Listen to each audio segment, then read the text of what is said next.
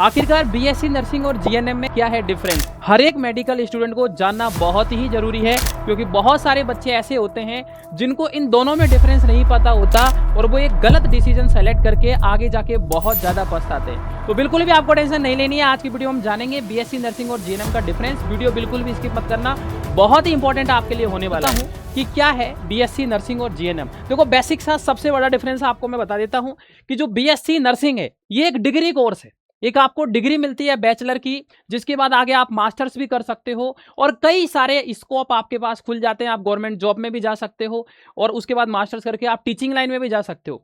जबकि जो जीएनएम होता है ये एक डिप्लोमा कोर्स है, जैसे आपका आईटीआई पॉलिटेक्निक वगैरह होता है ना, इस तरीके का ये डिप्लोमा कोर्स है। जबकि जो बीएससी नर्सिंग है, जो बीएससी की डिग्री होती है नॉर्मल, उस तरीके की जैसे बीटेक का डिग्री होता है, उस तरीके का एक आपका डिग्री कोर्स होता है। तो सबसे इंपॉर्टेंट डिफरेंस होता है जो हर एक स्टूडेंट को पता होना चाहिए। उसके बाद में हम बात करते हैं यहां पर बीएससी नर्सिंग 4 साल का कोर्स होता है, जबकि जीएनएम जो होता है वो 3 साल प्लस 6 मंथ का इंटर्नशिप डिप्लोमा होता है। लगभग 3 से 3.5 साल आप मान सकते हो। उसके बाद में एक ग्रेजुएशन लेवल है, एक तरीके से आप बोल सकते हो ये आपका डिप्लोमा लेवल है। यहाँ पे रिसर्च और क्लिनिकल दोनों काम आप देखते हो। यहाँ पे जो जनरली है वो क्लिनिकल काम होता है। उसके बाद में बेटर करियर ग्रोथ आपको बीएससी नर्सिंग में मिलती है। जैसा कि मैंने आपको बताया था, एक डिग्री कोर्स है, तो आप मास्टर्स करके टीचिंग में जा सकते हो, आप नॉट सेट का एग्जाम निकाल के नर्सिंग ऑफिसर बन सकते हो, आप सीएचओ की तरफ भी जा सकते हो। उसके बाद में यहाँ पर फास्टेस्ट एंट्री है जॉब के अंदर, क्योंकि यहाँ पर देखो एक तो टाइम ड्यूरेशन कम है, 3-3.5 साल में आपने डिप्लोमा किया और कहीं ना कहीं आप हॉस्पिटल में लग के और अर्निंग कर सकते हो। बट ओवरऑल देखोगे आप तो बीएससी नर्सिंग कहीं ना कहीं बहुत ज्यादा बेटर है जीएनएम से। फास्टेस्ट है, लेकिन सैलरी आपको डेफिनेटली यहीं ज्यादा मिलने वाली है, क्योंकि एक डिग्री कोर्स है, आपको पता है ये चीज। अब बात करते हैं हाउ टू गेट एडमिशन, मतलब एलिजिबिलिटी क्राइटेरिया क्या है। तो बीएससी नर्सिंग के लिए 12th में आपका फिजिक्स केमिस्ट्री बायोलॉजी होना बहुत जरूरी है, साथ में इंग्लिश होना चाहिए। महाराष्ट्र की अगर मैं बात करता हूं तो सीईटी रिक्वायर्ड मेरिट बेस, मतलब जो आपका सीईटी के एग्जाम है वो आपको देना होता है, उसी के स्कोर के अकॉर्डिंग यहां पर आपको एडमिशन मिलता है। यहां पर जीएनएम के लिए 12th पास एनी स्ट्रीम, मतलब आप 12th पास होने चाहिए किसी भी स्ट्रीम से, कोई फर्क नहीं पड़ता है। एमएच नर्सिंग सीटी का जो स्टेट लेवल का जो सीटी का मेरिट कार्ड होता है, आपका जितना स्कोर है, जितना परसेंटाइल है, वो सारी चीजों के अकॉर्डिंग यहां पर आपको जो है वो कॉलेज मिल जाता है। महाराष्ट्र स्टेट सीईटी सेल जो है ये एग्जाम को कंडक्ट करवाता है और यही आपका काउंसलिंग करवाता है। इसी के दौरान जितना आपका स्कोर रहता है, जो परफॉर्मेंस रहता है, उसी के अकॉर्डिंग आपको कॉलेज मिलता है। उसके बाद में what is in the syllabus, मतलब आपका सिलेबस की बात जब करते हैं तो बीएससी नर्सिंग में बहुत डीप आपको पढ़ना होता है, क्योंकि एक डिग्री कोर्स है, बहुत डिटेल में सब्जेक्ट भी ज्यादा होते हैं, टाइम ड्यूरेशन भी ज्यादा लगता है। तो ये देख सकते हो, जैसे आप नॉर्मल बात करूं तो एनाटॉमी हो गया, फिजियोलॉजी हो गया, है ना, फार्माकोलॉजी हो गया, मेडिकल सर्जिकल हो गया, कम्युनिटी हेल्थ हो गया, कुल मिला के कई सारे यहाँ पर डिफरेंट चीजें होती है।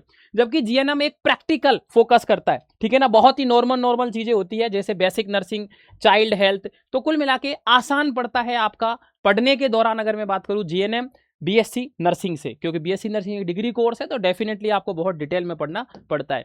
उसके बाद में अगर ओवरऑल आप कंपैरिजन करोगे तो हाईएस्ट फीस यहां पर आपको पे करनी होती है बीएससी नर्सिंग में, जबकि जीएनएम में एक आपका डिप्लोमा कोर्स है, तो लोएस्ट फीस में आपका काम हो जाता है। ये बहुत बड़ी चीज है। गवर्नमेंट कॉलेज में लो, प्राइवेट कॉलेज में वेरी हाई, मतलब अगर बीएससी नर्सिंग आप करते हो तो फीस की जब बात आती है तो गवर्नमेंट कॉलेज मिल जाता है, वेल एंड गुड, बहुत कम फीस में काम हो जाता है। लेकिन अगर प्राइवेट कॉलेज होता है तो फिर बहुत ज्यादा आपको यहाँ पर जो है क्या है कि फीस बहुत ज्यादा देनी पड़ती है।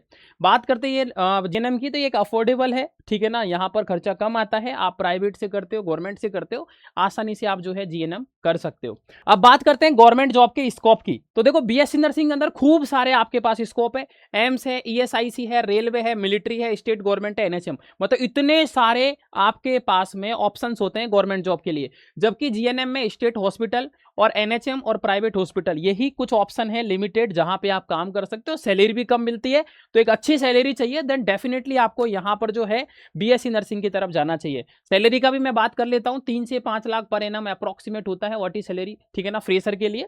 और धीरे धीरे ये जो चीजें हैं वो बढ़ती जाती है बीएससी नर्सिंग के अंदर। लेकिन जीएनएम में यही जो सैलरी सैलरी है वो 2 से 2.5 लाख से स्टार्टिंग होती है, फिर धीरे धीरे आपकी बढ़ती है। तो डेफिनेटली सैलरी के मामले में भी एक्सपीरियंस के अकॉर्डिंग हालांकि बढ़ती है, लेकिन बीएससी नर्सिंग ज़्यादा बेटर है।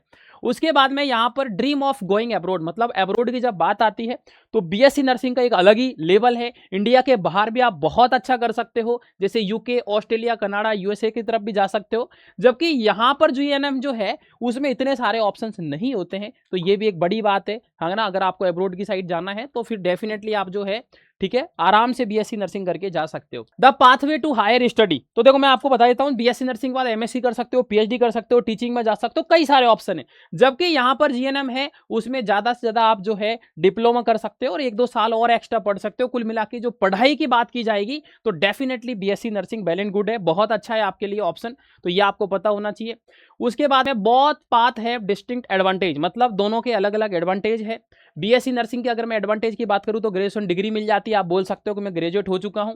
उसके बाद में बेटर प्रमोशन, मतलब कई सारे अच्छे अच्छे प्रमोशंस आपको मिलते हैं, अब्रॉड जा सकते हो, हायर स्टडी कर सकते हो। जबकि यहाँ पर शॉर्टर कोर्स होता है, कम टाइम में कम फीस में हो जाता है। तो कुल मिला के जीएनएम जो है वो बीएससी नर्सिंग से पढ़ने के लिए आसान पड़ता है, बट कैरियर ग्रोथ जो है ओवरऑल बीएससी नर्सिंग में कहीं ना कहीं बहुत ज्यादा होती है जीएनएम से।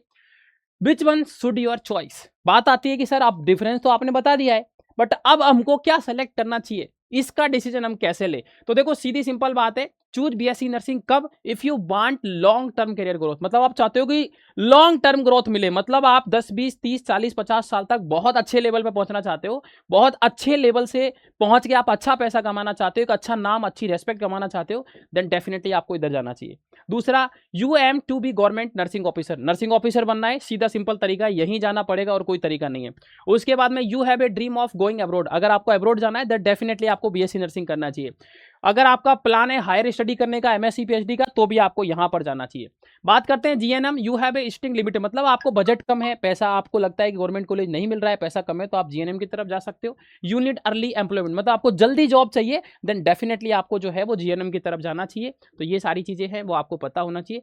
कुल मिला के देखो यार, डिसीजन आपको लेना है, क्योंकि आपको पता है आपके बारे में कि आपकी कैपेबिलिटी क्या है, आप क्या कर सकते हो, कितना कर सकते हो, तो डिसीजन आपको उसी का अकॉर्डिंग लेना है। मैंने फाइनली जितना भी डिफरेंस था आपका जीएनएम बीएससी नर्सिंग में, क्या क्या इनके अंदर होता है, कितना फीस लगता है, क्या क्या ऑप्शंस है, क्या क्या अपॉर्चुनिटी है और किसको बच्चे को किस तरीके से करना चाहिए, वो सारी चीजें बता दिए।